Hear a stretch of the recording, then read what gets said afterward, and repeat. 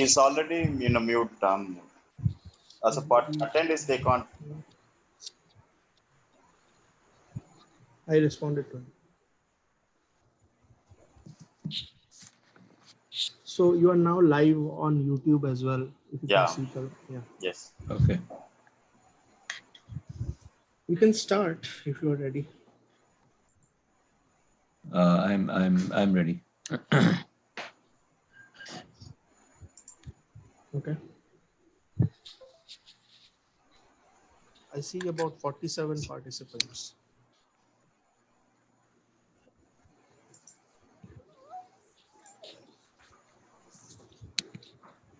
Do you normally start on time or you start 5 minutes late? I think we spill over by 2-3 more minutes from on time. Sorry, say again? So we take about 3 minutes buffer from the usual time. We don't start on time. Okay. We can wait a couple minutes, it's fine.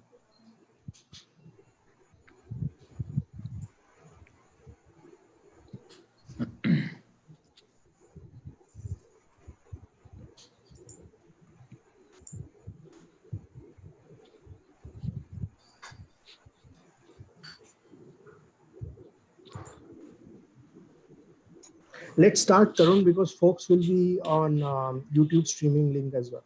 Okay, okay. Please go ahead. Good evening, everyone. This is the third seminar as part of the IIM Ahmedabad virtual seminar series on healthcare that we are organizing on behalf of the Center for Management of Healthcare Services. We have today with us Professor Tarun Khanna, whose work we already know, whose scholarship is world-renowned from the Harvard Business School. Thank you, Tarun, for agreeing to share your latest paper and findings with us on food security and human mobility during the COVID-19 lockdown. And before I hand over the audience to you, just a quick summary of the rules for today. We will stop somewhere around 20th minute after Tarun starts, and we will pause and take some questions from participants. And then again, he will go on for another 20 minutes. So overall, it's about 40 minutes of Tarun speaking on his results and about 5 minutes of in-between intervention on any questions. And then at the end, we'll have about 10 to 15 minutes for an open-ended Q&A where I will moderate the questions. So everyone who has questions, just text it on the text window, chat window, and I will facilitate the questions towards Professor Khanna. I also want to thank my IT team, my communications team, and my team at CMHS for all the logistical support for this. Over to you, Professor Khanna. Okay. Good evening, everybody. It's morning in Boston, where I am right now. It's a pleasure to be here, and thank you, Chirantan and colleagues, for inviting me. I'll just give a little bit of a overview. This paper obviously came about in response to the current crisis, but I think there's a few reasons why it should be of general interest to people in the IIM and perhaps business school and associated social science communities, whether in India or anywhere else. The first issue has to do with human mobility and migration. Of course, we know that migration within countries is an important force that helps us work towards an integrated market of sorts, not just a market for talent, but market for all sorts of things. And so the more unfettered mobility there is, the better there is. Now, India people in India are technically free to move around, but in practice, mobility within India, I've been surprised to learn and be reminded, is much lower than in comparable countries. For instance, it's much lower than migration within China, even though China has official rules that make migration much harder. So this idea of migration is an important issue, and one of my co-authors on this paper, Raj Chaudhary, my former student, does a lot of work on migration. The other issue has to do, in my mind, with the efficacy of state action and societal action. So here we have a situation where there's a crisis and the state has mandated a lockdown. And so we were interested in interrogating what is the extent to which that lockdown is effective, and how do a broader set of contextual factors affect the ability of the state to, in effect, impose its will on society. And that in turn, of course, goes to all manner of interesting issues related to the mapping between institutional context and individual decisions by entrepreneurs or economic or social agents. So I think it's a variety of reasons why this is of interest. Chirantan, I see a hand going up. Does that mean I have to do something? It says Chirantan Chatterjee raised a hand. No. That's not me, actually, not me. Okay, all right. So I'm going to keep going and ignore those. Yeah. A nod to my co-authors who, in fairness, have done the lion's share of the work. Raj and Wesley are the primary people. This is a collaboration between people at Harvard, both in the medical school and public health school on the one hand. Those are the colleagues on the right of your screen, and HBS, the two of us on the left. Tarun? Two colleagues that, yes. You need to just raise your voice a bit. I think the mic is feeble. The voice is feeble, people are saying. Okay. Hold Much on better one sec. now. Much better now. Okay, I think it must just have to do with ambient Wi-Fi and so on. So, but I will try to speak up. Anyway, just a nod to a variety of people, doctors, epidemiologists, and social scientists of different sorts coming together. So this is, first of all, a general issue. We put up 4 pictures here. The one on the top left is from the US, actually. I think that's from Minneapolis, if I remember correctly. A line of people waiting for food. On the top right is Zimbabwe, opposite end of the economic spectrum, if you will, from the United States. The bottom left is our very own Amritsar. And the bottom right is an interesting thing in Bogota, in Colombia, Latin America, where they have an interesting system where anybody who's very hungry hangs a red rag outside their house. Basically an appeal to society saying, come and help us, give us food. So you can see this is a general issue. During lockdown, food has been very hard to get access to. And of course, this affects migrants especially hard. And this has been all over the news, of course, in India, but also in other parts of the world, in Europe, in the Middle East, in Latin America, less so in the US. Huge literature. And here we just put up a smattering of links. And I wanted to just say a word about a couple of these papers that I like. The first one is that, migration, of course, is influenced not just by the economic necessity. And there's some wonderful, for those of you who are technical economists, when I was a PhD student at Harvard some 25 years ago, 50 years ago, there were some wonderful general equilibrium models that Jeffrey Williamson, economic historian, had put together of migration during the potato famine in Ireland, from Ireland to America. So this has been a topic of scholarship for a long time. More recently, there are a couple of scholars at UPenn who had an interesting paper in the American Economic Review, which basically said that the migrants' decision in places like India is really a choice between, if you will, the mean and variance of the income stream to which they have access. What I mean by that is migrants can be reasonably sure that if they migrate to an economically better situation, their average earnings will go up. But on the other hand, they will almost certainly lose their social security net, which tends to be very family and caste and kinship driven, and tends to be much more anchored to their location of origin. So you can stay where you are and you have better, in effect, family provided social security, or you can go somewhere else and get better jobs, but then you're out of luck if something bad happens. And that in turn is what has caused there to be much less migration than you would normally expect. Then you can see, of course, culture, religion, all these things impact migration in a great deal.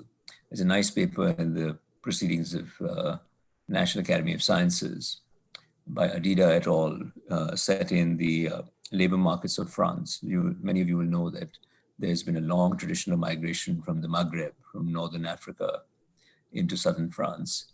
And what this paper asks is, if you're Muslim, do you have access to what is otherwise a very well-functioning welfare system? And the answer is you have a huge penalty, even in your second generation of migrants, just because you have a particular religious affiliation. So this is all by way of saying that to understand something like lockdowns and migration and so on, you have to have a pretty broad spectrum view of the social context. And in the last bullet point is, of course, a news item, which just talks about how difficult life has become for the migrants. And any of you who have been seeing TV in India or watching the news, you would of course have daily reminders of this. Now, the other institutional overlay is food security, right? Every country has a whole bunch of different things. In the US, actually, it's quite well developed. Food banks, food funds. In my local town of Newton, which is admittedly a very affluent town, the city has decided that 5 days a week, it will distribute free food at lunchtime to anybody who wants it. So all you have to do is drive up to the local public school and a grab and go bag of lunch will be given to you. And it's a way of society coming together to say that without nutrition assistance, it's not the humanitarian thing to do, but also other problems can be avoided. And in my view, that even if you take a public finance perspective, it's very well worth it. Of course, the school lunch program in the US has been repeatedly shown to have massive multiplier effects for indigent kids. In India, we have the so-called ration shops that I remember as a child growing up in Bombay, Delhi, Bangalore. And I'll say a little bit more about this, about the food security policies in India. So here's a research question, very simply stated. How do food security policies affect migrant mobility during the COVID-19 crisis? I have to say that the research design is opportunistic in the sense that we felt that it was something that could contribute to the public conversation, which is what academics should be doing, particularly those in applied settings, but also very much conditioned by the kinds of data that are available that are both fine-grained enough, but respective of individual privacy and anonymity concerns. But it's not a perfect research design for those of you who are, again, technical social scientists. And I'll explain the limitations of the analysis that we currently have been able to do, and solicit comments both in the institutional setting and the way that we're going about it. So let me say a word about the ration card system. I think Tarun, just 1 second. Sorry to interrupt. Yeah. There are a lot of concerns about the voice going up and down. Could you just try to be like near the microphone in your computer? So I'm literally in the mic. So I don't know if I could do much better. But hold on one sec. Let me try to see if I don't know if I raise the volume on my end, whether it makes a difference. Let me try that. I don't know. Does that affect you at all? No? Yeah. I am actually okay, but it seems like people who are logged in from elsewhere are having this trouble. Okay, so to those of you who can't hear me very clearly, I apologize. But honestly, I'm limited by the bandwidth of somewhere between Newton and Ahmedabad. And I can't be held responsible for that. So what I show you that the Wi-Fi where I am sitting is perfect. But I'm not going to spend any more time on this, just in the interest of sure. Go ahead. Moving on, because it's one of those things where I can't control. Now I've lost the screen sharing button. There's a green button on the... Here we go. Okay. 1 second. Can you see my screen? Yes. Okay. Okay, so let me say, just to remind you, because most of the people here I think are probably in India, we have a very well-established ration card system in India that's been there since the 1940s. Roughly, a fourth to a fifth of the population, number of people have a ration card. There's 500,000 ration shops, and most of them are digitized at this point. In other words, they have electronic point of sale system, which creates some flexibility to implement the kinds of policies that we're discussing about, which is portability of ration cards. And I'll come to that in a second. Now, it's also important to remember that the responsibility of delivering food under the Indian Constitution is shared between the center and the state. In other words, the center is supposed to get the food to the state, and the state basically has last mile delivery responsibility. That's a very rough and ready way to think about it. And the food that's given out in the ration shops is hugely subsidized. Ballpark, it seems to be around 10% of market price, sometimes even less than that. So you can imagine why this is a godsend to many people. And lastly, I'll just remind people that relative to world benchmarks, the percentage of an average poor household's monthly spend that goes to food is extraordinarily high.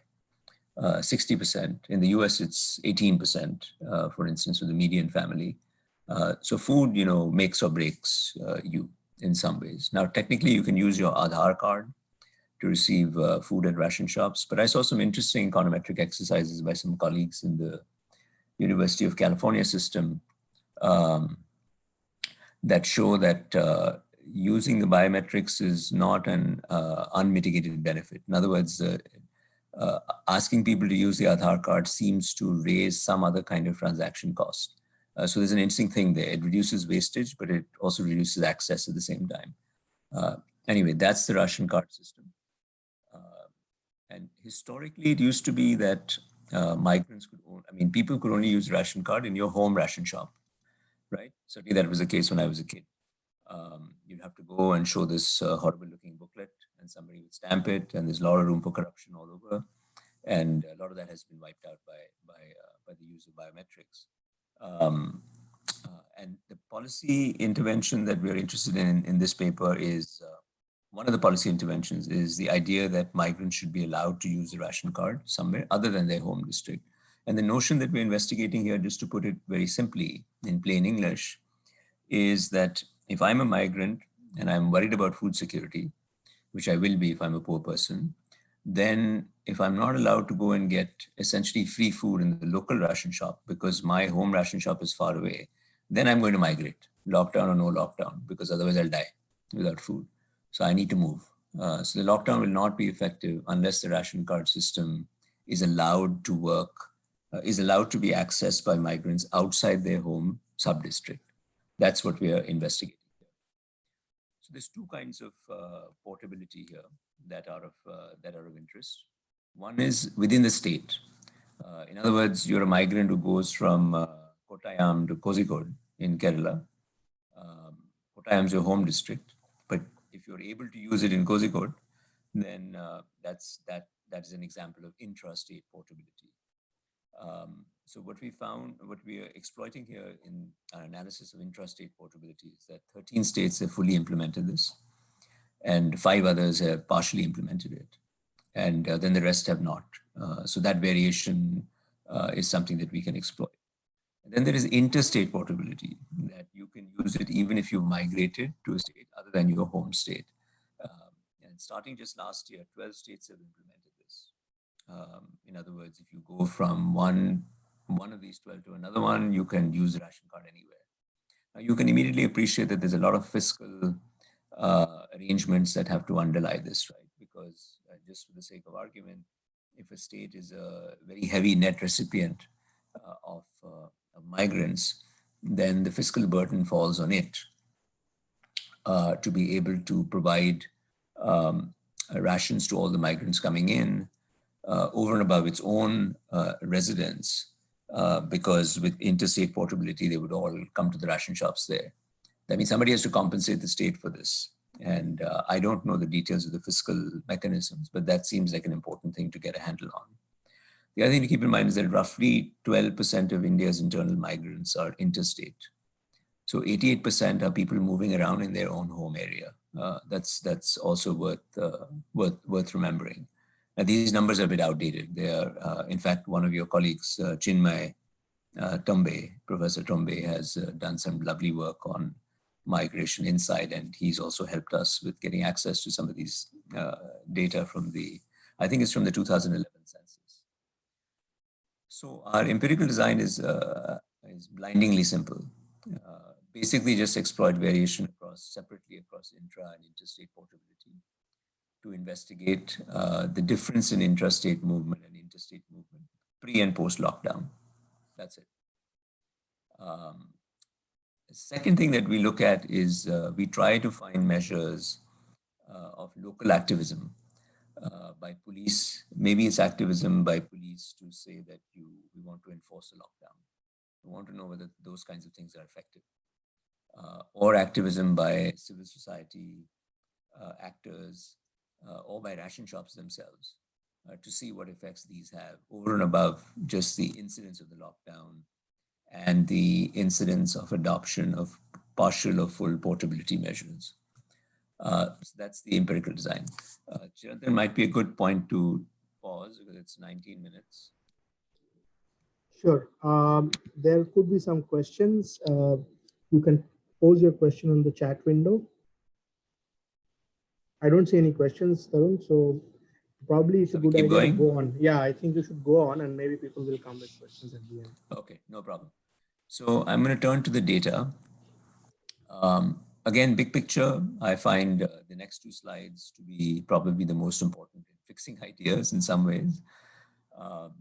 Number of internal migrants in India, 450 million, about a third of our population.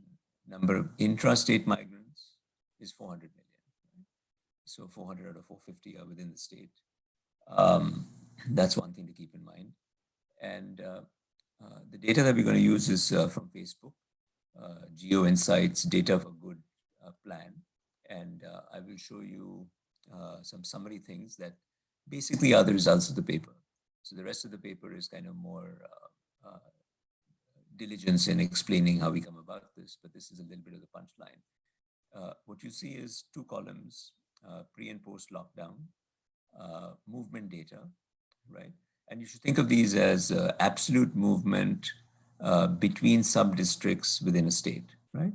So you can say that in intrastate movement, in other words, from one sub-district to another sub-district in a state, right? If that state had full intrastate portability, the number of people who move from one sub-district to another would go from 207 to 100. Right? It's a 52% decline. However, if you had only partial intrastate portability, then that decline would be 148 to 91, right? Which is 39%. And that is one of the results that we have, which is that when you allow full intrastate portability, the 52% decline is greater than the 39% decline. Right? That's a number to fixate on. Whereas in the case of interstate movement, with interstate versus no interstate portability, that decline is statistically indistinguishable from each other, 33% versus 37%. Turns out, given the distribution of these numbers, not to be statistically significant. So those numbers are things that I will come back to in a second. Now, a word about the data, because it's a very important caveat. This is from Facebook data for good. So essentially, Facebook provides anonymized aggregated data with a standard sort of API. In other words, you as a researcher can approach Facebook, this outfit at Facebook, and say, these are the data that you'd like for research purposes. And they will give you the feed for a particular 8-hour window. And these data in India are from 30 million users, which is roughly 10% of Facebook users in India. And it is from those Facebook users who turn on location access on their phone, right? There's a bunch of selection considerations here. But our view is that all these selection considerations bias us against finding our results. So that's something to keep in mind. So it's not a random sample. So first of all, for us to analyze movement, intra or interstate movement, the individual has to have Facebook. On top of that, he or she has to have a smartphone. And on top of that, he or she has to have familiarity with the phone to turn on location services. So these are all things that are in the direction of people who are more and more educated and savvy and able to respond in multiple ways to crises. So if anything, these people should be the ones who are predisposed against distressed migration in response to food shortages. But still we find some of the results that we do. So that's the sense in which we would like to argue that these factors bias us against our findings. But the thing to keep in mind here is that the data sample are not a random sample. They're a subset of Facebook users. Okay. So how does this data work? The data basically, so some things to keep in mind is sub-district to sub-district. Now I had to remind myself what a sub-district was in India, taluk or a tehsil or something like that, I think would be our local words in India. But the median state has about 150 sub-districts, right? And there's about 5,000 odd sub-districts in the country, 5,000, 5,500, something like that. And so what we are doing is, what Facebook is doing is on a daily basis, actually 3 times a day, 8-hour window. There's some complication there, but anyway, 3 times a day, it is looking at the origin and destination of where a person's phone is. And it's creating these vectors from origin subdistrict to destination subdistrict. And it's aggregating those based on the researcher request and certain algorithmic parameters that it discloses. And it's providing that data to you. And so that's the raw data that we're using. Of course, they give us the data in a so-called Bing tile, Bing being the search engine for Microsoft. And a Bing tile is about, the median Bing tile is about 4 square kilometers, right? And then Sheena, a wonderful doctoral student, has gone and mapped all those Bing tiles onto India's sub-districts, which is itself a Herculean task. Here's is just a stylized depiction, 2 states, Gujarat and Orissa. You can see pre-lockdown, and I'll come to the pre and post-lockdown windows in a second. Pre-lockdown, March 19th in Gujarat, from where you are, many of you are, in Ahmedabad to Sanand. 2,328 people moved on that day, okay, that had those Facebook and location services turned on.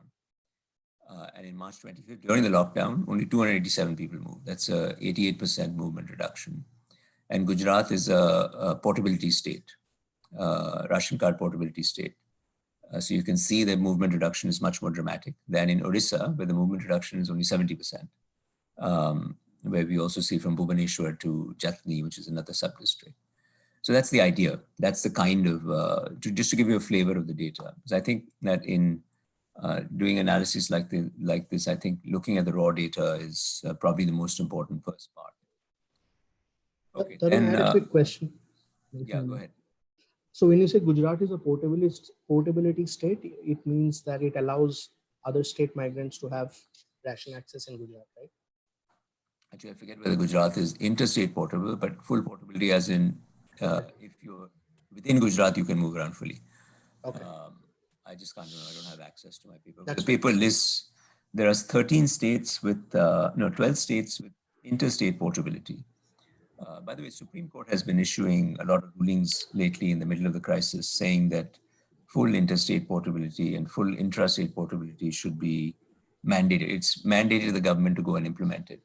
Now, of course, there's many slip twixt the cup and the lip in India by the time the court says and by the time Sarkar does, could be some time.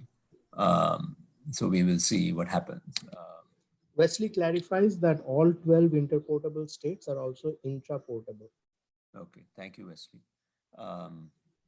Thanks, Wesley. Gentleman Wesley is my colleague who's a co-author on the paper at INSEAD in Singapore. Gentlemen and ladies, I actually can't see who is on the audience. Okay, data on institutional activism. I won't belabor this, but one of the nice things that's happened in the last 4 or 5 years is that there are a lot of very nice canned routines that are available from Google, Amazon, Microsoft, basically different kinds of NLP algorithms, natural language processing. And they've gotten to the point where now I'm starting to worry about, not about use of these algorithms, but misuse of the algorithms, because usually people don't understand the mathematics underlying it and they just apply it in a canned way. But let's not let the detail get in the way of the good news. The good news is that there are algorithms available to do more than the usual quantitative data analysis. And so what we've done here is we looked at all English language newspapers, which I realize are a very limited sample, since a lot of the interesting stuff might be in the vernacular languages. But whatever we can do with Factiva, we search for keywords to go with all those social actors and police and ration shop things. And I'll say a little bit more about this momentarily. The model specification is very simple. It's basically, it's done at a dyadic level. That's an important thing to pay attention to. In other words, movement sub-district to sub-district. So mobility here would be literally an absolute number of users who move from one sub-district to another on a particular day. Right? So that's how we're aggregating the data. We're aggregating to the sub-district and we're aggregating to 24-hour time window. There's a dummy variable, post, which is a post-lockdown indicator, and I'll come to exactly what dates are included in that. Essentially, we're contrasting 3 days of mobility, pre-mobility, with about 10 days of post-mobility, with a window in between that's ambiguous, whether when the announcement was made and people were trying to process what it is. So there's a period of disequilibrium, which we leave out. And there are a number of controls and fixed effects and so on. And similarly, a specification to look at the effects of local activism, where activism again is defined as police, ration shop, food distribution by civil society actors. Okay, so here's the pre and post period. So remember, the whole thing is what in social science we call a diff in diffs, difference in difference estimation. We're contrasting differences in pre and post mobility between states that have a particular treatment effect and a control group of states. The treatment effect states are the ones that, in one instance, allow intrastate portability versus those that don't. And the second treatment is those that admit for interstate portability versus those that don't. Okay, and I'll come to reasons why this is problematic, what we're doing. So effectively, March 19 to 21 is before the announcement by the Modi government. We leave out 22 to 24 because great uncertainty, curfews, etc. And then March 25th to April 3rd is our post period. So that's the data that we got from Facebook. And when you look for sub-district dyads, right, over these 10 plus 3, 13 days, this is what we have access to, about 220,000 movement observations, aggregated movement observations. There are a lot of sub-district to sub-districts where movement is 0. Or if there are fewer than 10 people that move on a given day from sub-district A to sub-district B, Facebook will not report the data. Things like that, but let's bypass those subtleties. Okay, so what do we find? First treatment effect is intrastate portability and intrastate mobility. So again, the dependent variable here is dyadic. Yes, intrastate mobility from sub-district I to J and the log of that amount, right? So if 500 people move from Ahmedabad to Sanand, then its log of 500 would be the dependent variable in that particular day, okay? And essentially run a simple regression, a simple ordinary least squares with log dependent variables. And the thing to note on the first column in this is very straightforward, validates the data, right? That if you just do a pre and post dummy, you see that there is a minus 0.22 coefficient, right? On that dummy, which just means that intrastate mobility has gone down after the lockdown. The post-period intrastate mobility. Intrastate here is, maybe it should be better worded as interdyad within a state has gone down. And the second two columns just unpack that with controls and so on. It's pretty robust. What you see is that in the last column is probably the most interesting to look at, that relative to those that have no intrastate portability, partial intrastate portability, which are about 5-6 states, you can see roughly it translates into actually 8-9% reduction, less mobility, and full intrastate results in about 15-16%. You have to do a transformation for the logs, but that's what it works out to. And if you just treat all the intrastate portable states in one ensemble, then it's about 12%, which is the second column there. And so these hold with a lot of controls, different aggregation methods, different dependent variables, different sorts of specifications and so on. And here's a graphical way to see it. You can see the states that are full intrastate portable have a little striped legend. And you can see that those tend to be darker blue, purplish, which on the legend corresponds to a much steeper fall in intrastate movement. Right? So those that adopted the policy of intrastate portability quite some time back, 2015, right, are the ones that managed to enforce the lockdown. And our hypothesis is that this is because of implementing portability, rations were available to poor people wherever they were, not just in their home state, and therefore they didn't feel the need to break the lockdown and rush to find food, go home, what have you. Now, of course, we're oversimplifying. There are many reasons why people would want to rush home, not just food, but even so. Here's another graphic. Karnataka is a state that has full implementation, Bihar has half, and Himachal has no portability implementation. And you can see that the Karnataka map is much darker blue. And as you go towards the right of the chart, it becomes more yellowish greenish, which just means that, again, portability of ration cards appears to be correlated with much more success of the lockdown working out. One more graphic. I find graphics are more effective in communicating. This basically looks at differences in mean movement between states with full implementation and all other states before and after lockdown. So the first three points in the graph with the confidence intervals, 95% confidence intervals, are the pre-period, March 19 to 21. And then the next 10 are the post-period. And you can see there's a shift downward to it. So just to be clear, each dot there is difference between post and pre-lockdown, right? Or pre and post, whichever way. No, is movement difference. No, it's a different diff. So movement difference for those that have lockdowns versus those that don't have lockdowns. So you see much more movement difference after for those post-lockdown, of course, than you would in the fully portable states than in the other ones. So I'm going to switch to the other treatment. The other treatment is about interstate portability. In other words, if I'm from Jharkhand and I go to West Bengal, can I still use my ration card? And what we want to see is if you can, then does that help enforce the lockdown better? Exactly the same kind of analysis. The dependent variable interstate mobility is measured is dyadic.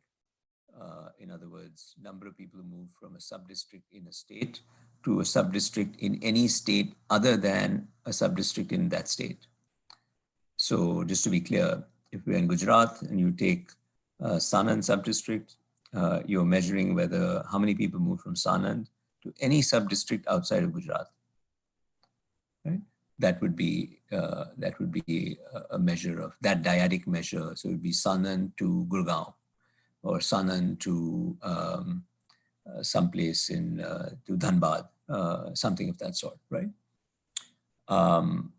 Here we find there's no result, absolutely no result. It's just noise. In other words, interstate portability of ration cards does not appear to be correlated with any success in enforcing the lockdown. And our hunch here is that the interstate portability is very recent. In fact, as we were doing the analysis, there was an announcement by, I forget who's our food minister, Ram Vilas Paswan, maybe, somebody. I don't know why that name pops into my head. Maybe that's the gentleman who issued a statement saying that they are finding that most of the use of ration cards by migrants is not by the interstate people.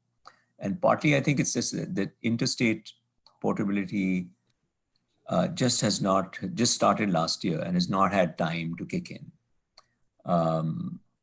So you can imagine all the other considerations that have to be in place at a ration shop for someone to show up and to be able to use it.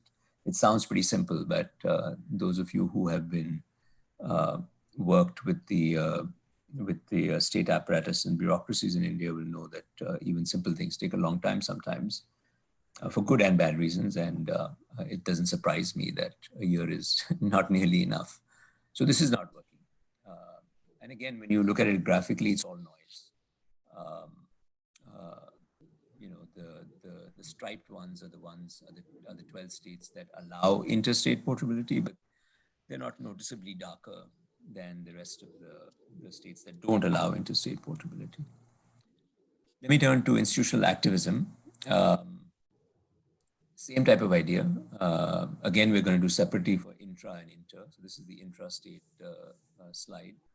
And what you can see is that police activity has no effect. So in other words, police running around and enforcing the lockdown, at least by our admittedly crude measures, has no effect. But ration shop activism, in other words, the ration shop, you know, being in the news about COVID on those particular days, in those particular sub-districts, there we can see that it has a pretty meaningful effect. And so too do sort of NGOs and charities who are about food distribution or who are activists to ensure that food is being distributed to the poor people. Those have a meaningful effect on reducing intrastate portability in these states. Actually, I don't know if Wesley knows, but Wesley, maybe you can type in the chat. Did we look at this separately for portability states and non-portability states? I had a feeling we did, but I don't have that chart here. Anyway, I was going to ask whether you do a triple diff, but yeah. Yeah, I think we did, but I can't remember the answer. Okay. Maybe Wesley will respond in chat. Okay. Just see if he does, and you can share it. And similarly, on the interstate mobility also, we do find some effect. So remember, we found no effect of portability of ration cards, interstate portability of ration cards, perhaps because the time has not been sufficient for that mandate to kick in at the local ration shop yet. And for the fiscal transfers to align and all that kind of stuff that I was alluding to. But the ration shop activism works. And that's a very important thing, I think. I think that really the conceptual idea here is that it's the activism of civil society, of course, in a functioning democracy, all the more important, that matters quite a bit, maybe even matters more than formal rules. Tarun, sorry to stop you. Someone is asking, what is ration shop activism? So the way this is done is, so remember, these are tens of thousands of papers and news articles. So this is done by automated method, but essentially you're looking for keywords, basically the coexistence of ration shop with COVID in the same paragraph in an article, right, in an English language newspaper. So please recognize all the limitations of this. Now, when we scan the newspapers, what it's basically amounting to, and Wesley, we should put some sample newspaper snippets for the next presentation whenever that happens, so people can get an idea what this dependent variable is. Wesley may have left actually because he had a conflict. Anyway, so it's things like ration shop, that the newspaper is discussing how the ration shop has taken steps to make people aware that food is available or that it is available to non-migrants. But it has to occur in proximity to the words COVID crisis in the newspaper article. And similarly, food activism and police activism would have to occur together with. Now, this kind of thing can backfire also. For instance, you could have negative stuff like the police tried to disperse a crowd around a ration shop during the COVID crisis. And our rough and ready method would pick up nonsense, essentially. But for whatever it's worth, when we scan these, you don't really see too much of those kinds of things. Okay, so I'm going to shift to robustness, and I want to leave some time to see if there's any discussion. Let me go through very big picture, 3 or 4 robustness ideas, which I think is important in any, I understand there are some students also on this webinar, which is why I'm digressing to make these comments that might seem otherwise somewhat patronizing, so please excuse me.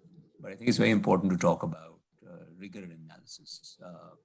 And the attitude should be that you want to, if you find a result like this, you should try to kill it with as many controls and other ways. And only if it survives, then it's a solid piece of analysis, right?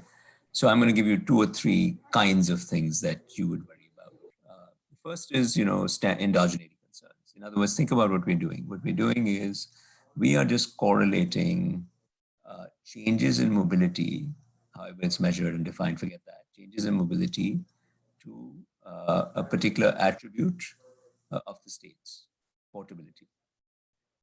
Now, it could be that portability was introduced in some states because policymakers in those states were farsighted about some future need for migrants.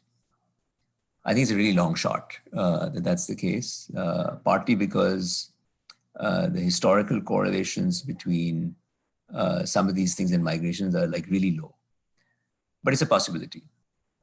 In other words, what you would be picking up, you could be picking up something that is simultaneously driving the decision to introduce portability and the decision to migrate in the COVID crisis. It's possible. So we can't really do anything about it because the treatment of portability is not a random treatment. It's not something that we can control experimentally. And this is the bane of every social scientist. So what we do is we do a better matching thing. So we want to compare those states that have allowed portability with a matched sample of states that have not. And what this slide does is it tries to articulate the results of that. We're matching sub-districts that are in portability situations with sub-districts that are otherwise, quote unquote, similar in non-portability situations. And that matching actually works reasonably well. It's not in the current paper that I sent Chirantan, but it's something that we did in the last few days. And that result is actually quite reassuring because you see roughly the same kind of reduction in intrastate movement as you would in the non-matching analysis. So that's one kind of robustness. It's a totally different thing. This has to do more with the measurement of those institutional activism measures. So here's the way to think about this. There is a canned routine that is provided by one of the tech companies. I think it's Google. It's called Word2Vec. You can look it up. There's some elaborate mathematics. And we tried to figure out a way to communicate this. But here's the intuition. The intuition is that even though my algorithm is running through press articles and pulling out, when does ration shop occur with COVID, or police occur with COVID, or charity occur with COVID, and coding those as activism, there could be a lot of other words that are also occurring around that. So how do I know that that ration shop is not, what I'm attributing to ration shop is not something else, like IS officer or judge or something? And so what the Word2Vec models do is that they treat text, it's called the bag of words, the idea that it's a bag of words, and they look for patterns in how these words co-occur. And they map each word in a document to an n-dimensional vector. So those of you who are mathematically inclined, it's actually quite a beautiful process. Those of you who are not, it sound like gibberish. So just close your ears for 1 second, for 5 seconds.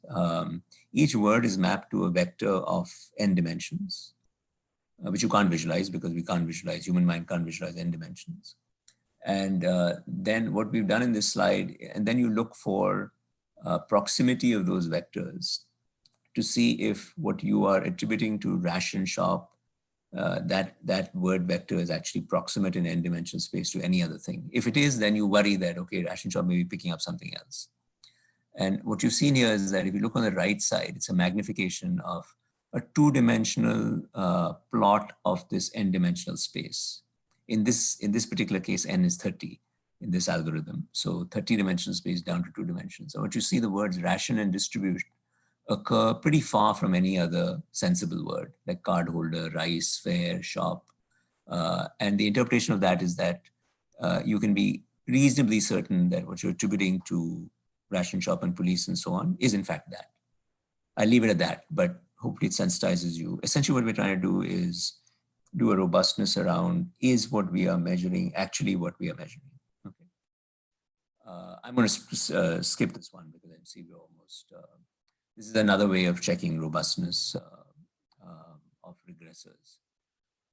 I'll skip all these. These are different regression stuff. So let me just summarize. Paper in one slide. Intrastate portability of ration cards is correlated with 12% greater reduction in intrastate movement post-lockdown. And it's most pronounced for states that have fully implemented portability. Interstate portability is ineffective. Our hunch is it's because it just hasn't had time. And the last is that activities by civil society actors is effective in curbing intra-sub-district mobility, whereas things like police action and lathi charges and things like that are not effective. So as the courts have said, we should implement intrastate portability and interstate portability throughout. And I think the bigger lesson here is about the two themes that I started with, which is how do we think about migration and the creation of an internal market, and how do we think about the efficacy of state action and its limitations, particularly in a democratic and complex polity like India. So Chirantan, let me stop. I'm going to stop sharing the screen and see if I can see some people here. So I have been asking people to ask questions, but I haven't had too many responses. Let me start off by asking one question for you, if that's okay. So what for the policymakers, there are several thought experiments that are still evolving. UP is saying that from here on, the migrants who have returned will need special permission from the state to go back to another place of work. There were concerns that the PM announced the lockdown with only 4-hour notice. Maybe you want to do some simulation if the lag between when the lockdown happened and is that possible to do, is that thought that I was thinking. And the other part was, this is all partial equilibrium in some sense. So over the next 12 months, how would migrants choose their lives and livelihoods, and what it does to the overall labor market is something worth pondering on. So it would be nice to hear your thoughts on how to think about those two issues. I mean, they're all reasonable questions. They're a little bit far afield from the pretty contained exercise in the paper, right? So, but let me just make a couple of comments that are informed by a combination of being very active in India and being also very active in the policy space in India. My sense is that these are, so I think the criticism of the government for announcing suddenly is warranted, right? It was really too sudden. But on the other hand, I think one also has to be realistic that you cannot have analysis paralysis when you are in crisis situations like this. And I think there is also benefit to speedy and decisive action. Yeah. You can cast your eyes around the world and see indecisive situations. The US is a prime example of utter chaos. Yeah. And Italy as another example, and so on, versus Korea and Singapore and other places. So I think we have to trade off precision versus speed in some ways.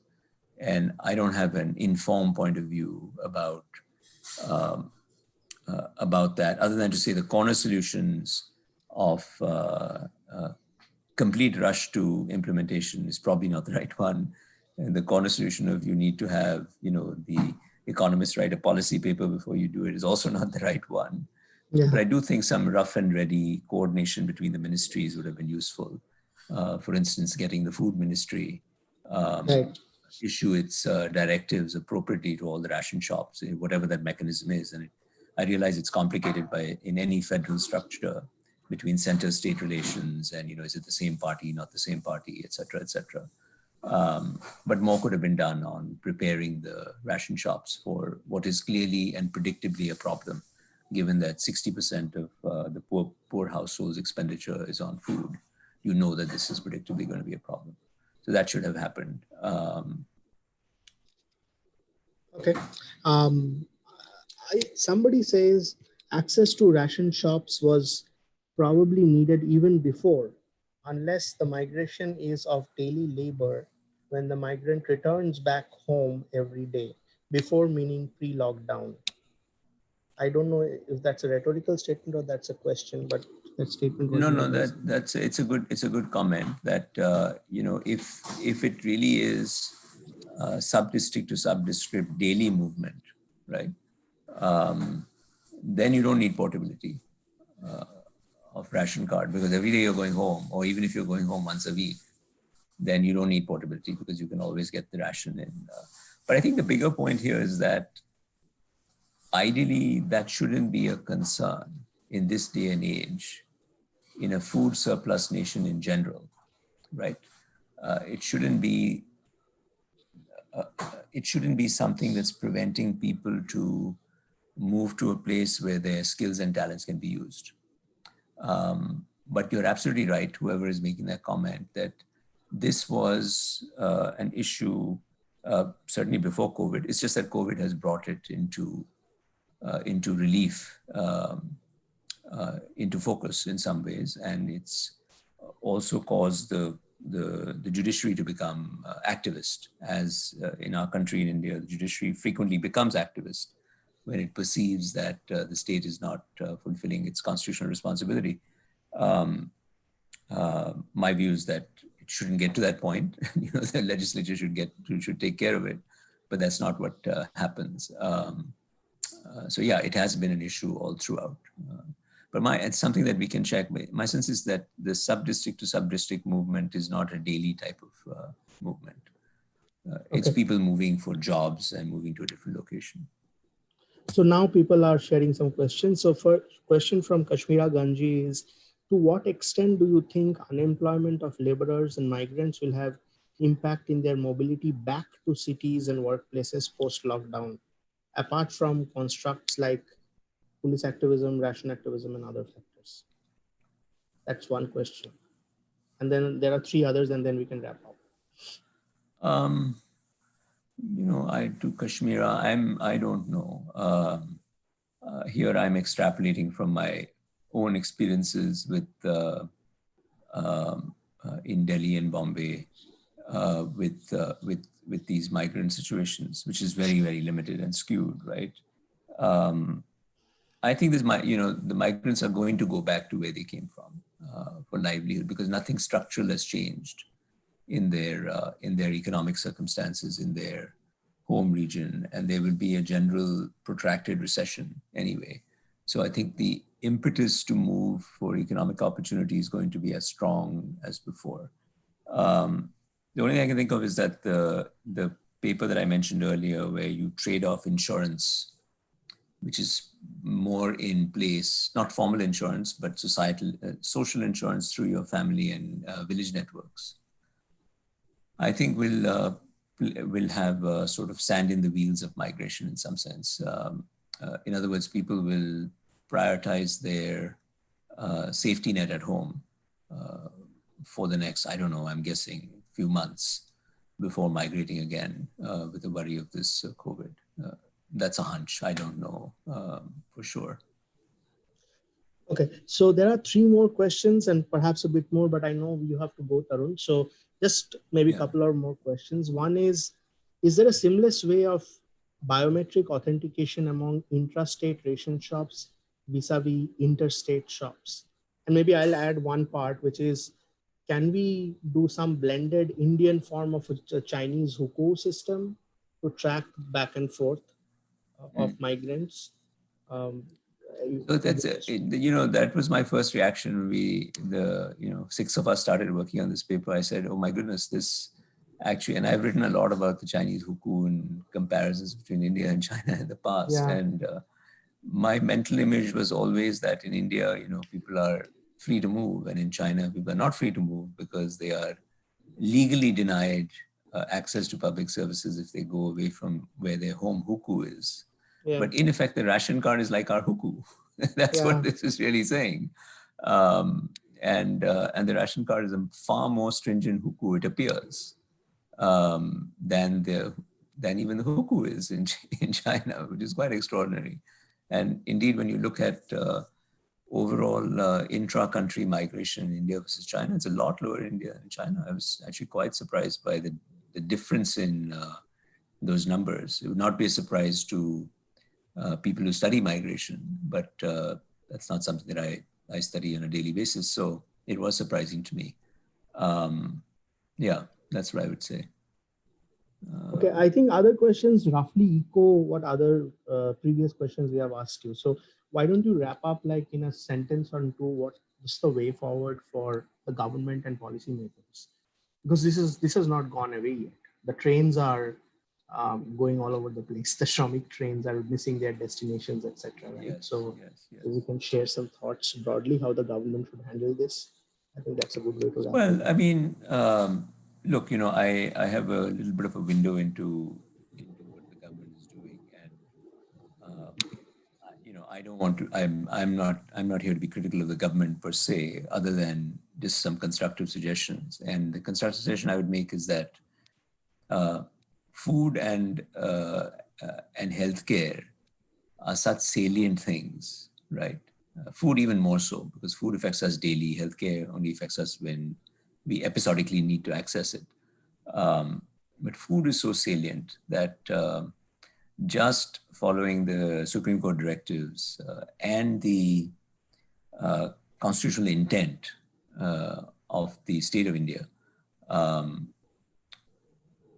this just needs to be fixed, of getting the portability stuff up and running. And I want to repeat that there's a lot here that we meaning the academics doing this analysis don't know, which is what is the fiscal back and forth that has to happen to allow interstate portability, right? Intrastate portability is a little less to understand why everybody would not have done it. That makes no sense to me, because that's controlled by the state government. And they should be able to mandate it, and they should be able to move monies around to make it happen. There's really no reason why that should not happen. That I don't understand at all, why it's not happened. Interstate is more complex because discussions between center and state are always fraught, budgetary discussions. And they are politically salient discussions also. So that I can conceptually understand why it'd be difficult to pull off. But intrastate, I would say, it needs to be done to not just for crisis reasons, but also for the economic integration of different parts of the Indian market. So let me stop with that, Chirantan. Thank you. Thank you very much, Tarun. Much appreciated. Thanks everyone for the comments. Thanks, Tarun. And good luck with the paper. Thank you, everybody. Okay, thank you, guys. Bye.